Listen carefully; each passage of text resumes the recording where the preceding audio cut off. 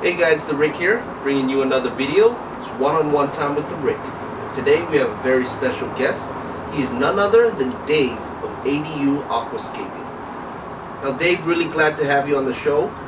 Glad to be here, Rick. Thanks for having me on this one-on-one series. I'm honored. So you already know what the first question is going to be. How long have you been in this hobby, and what do you love most about it? I guess I've been in the hobby about all my life. I mean, my father, my brothers, they always had aquariums. I had, little 5-gallon octagon aquariums when I was little. We go out, get guppies, collect, different fish, goldfish, things like that, red-tailed sharks, tiger barbs, everything like that. I got real serious about aquariums about 10 years ago. The thing I love most about the hobby, I would have to say, is the fact that it incorporates science and art. And obviously that's probably one of the, the main reasons everyone loves it. Everyone likes to be creative, everyone likes to discover things. It's just human nature. It seems like most humans love art, they love science.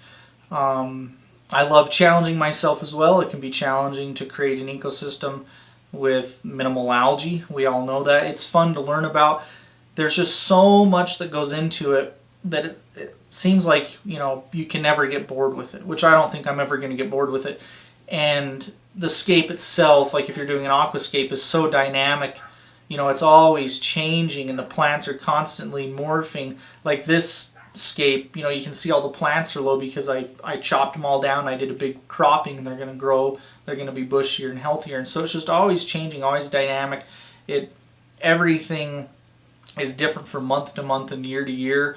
And, as humans, we get bored with things. So if it's something that's dynamic, then more or less you're not going to get bored of it. So you're always going to have fun doing it. Now I want to know, when did you start getting into plants, and what were some of the first plants you started out with?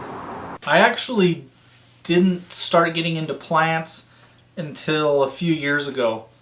I mean, I had some plants maybe about 4 years ago or so, but I didn't really know anything, and I was keeping plants with Tanganyika and cichlids, and I just put like root tab sticks I got at my local fish shop, and I didn't really know anything about it. But about the time, a little bit before, I guess it was a year before I got on YouTube, so about 3 years ago is when I started, doing the EI method, looking into things, messing around with plants. And so for 3 years straight, I've just been doing plants and only plants. So really I haven't been doing it that long. It's just that I go crazy and that's all I do, basically. The first plants I started with Rotala, Rotundifolia, Bacopa, Hygrophila cornbosa compact, Hygrophila willow, flame moss, Vallisneria, jungle val, plants like that, dwarf hairgrass. Now what are some tips you would give guys who want to get into the world of the planted tank? Some tips that I would give for people wanting to get into the planted hobby would, first off, would be to read. To either do it on forums like theplanettank.net, to come here on YouTube, to check out all the videos, to buy as many books as you can, like the Encyclopedia of Aquarium Plants is a really great one to buy. Just do as much research as you can. And, the second tip I'd give is don't give up. Because even when your tank's going totally great, all of a sudden sometimes you can have algae start to take over, and it can be really discouraging. With my last scape, it was a total algae bomb at the very beginning. It was super discouraging with the dragon scape. And this tank even started out with a bunch of algae, and the setup before didn't, and I thought I was doing the exact same thing I am using the exact same fertilizers. So it can take, years and years and years to become a master. A lot of the people, a lot of the professionals, a lot of the people in the competitions and stuff, they've been doing it for 30, 40 years. So just if it's really your passion, if you don't get bored with it, then it's not going to be hard to keep going. You're going to want to keep going. It's addicting. because of just all the different aspects, and it's super dynamic. Now you have so many plants. What I want to know is, what are some of your favorite plants, and are there any plants in the future that you want to get your hands on? Some of my favorite plants right now, I would say, is the UG, Utriculary Graminifolia bladderwort carpet, which is really awesome. It can be kind of hard to grow and keep down on the substrate, but it's just a beautiful plant. I'm really loving Blixa. Who isn't? It's awesome. Some of my favorite plants of all time would be the Hygrophila corymbosa compact. And I'm sure there's a lot of people that know that watch my channel. I just love the ease of it. It never gets algae. It has like a natural algicide. The ease of growth, how bushy it is, how compact it is, hence its name. It's just pretty. It can fill up a background just perfect. I think a lot better than Amazon swords. And besides that, I would say probably, broadleaf Pogostemon stellatus, like I have in this tank, I think is actually really cool. Same with the regular Pogostemon stellatus. And then I would say the UG. So those are all my favorite plants. I do like needle leaf Java fern as well. Now can you please tell me a little bit about your dragon stones? So a little bit about the dragon stone.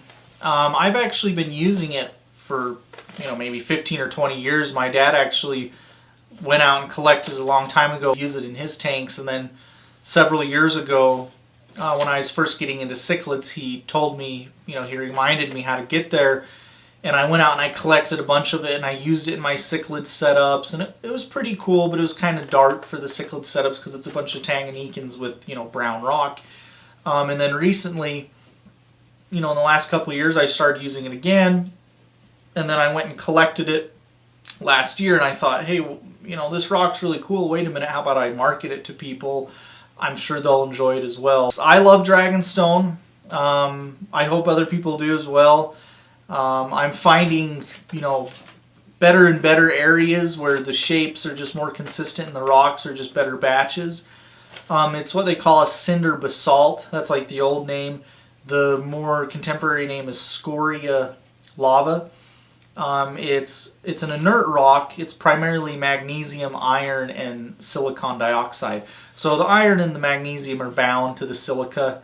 And so, there's a lot of dust in the pores, but if you rinse it and everything, it's not going to react with your chemistry like limestone. Now I remember your Tanganyika tank. It's one of my favorite tanks. Any plans of starting up a tank again? As far as the Tanganyika tank goes, yes, I would love to set one up. I've actually been contemplating just getting a simple 29-gallon and doing a Kindali, which is the Lepidio or Lepidio Lamprologus Kindali, which is like a predator of all predators. It puts shame, sorry to say, but it puts shame to any Malawi cichlid. Any South American dude.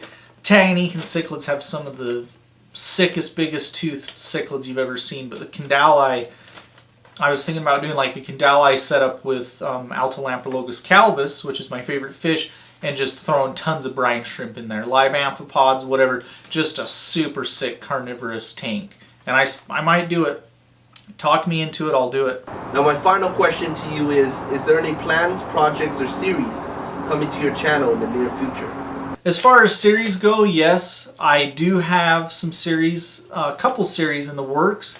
I actually want to upload a video probably by the end of this week or next week. I definitely have 2 series coming, and they're probably going to be pretty lengthy, as in till the end of time, I guess, because I have a lot I could talk about. I'll keep it a surprise. But yes, for sure, I have 2, I guess you could say, stable, long-lasting series coming to my channel that I'm sure people will benefit from, and I hope they like it as well. Alright, Dave, big shout out to you. Thanks so much for doing this video. Alright, well, thanks for having me, Rick. It's been fun. It's been an honor. This is an awesome series. You are the captain and the king of series. Thanks again, man. I hope everyone has a great day. Till next time, keep your sleeves wet. Peace out. Alright guys, that's been another one-on-one with the Rick. If you have any suggestions for another one-on-one, please leave it in the comments below. And as always, rate, comment, and subscribe. Thanks for watching.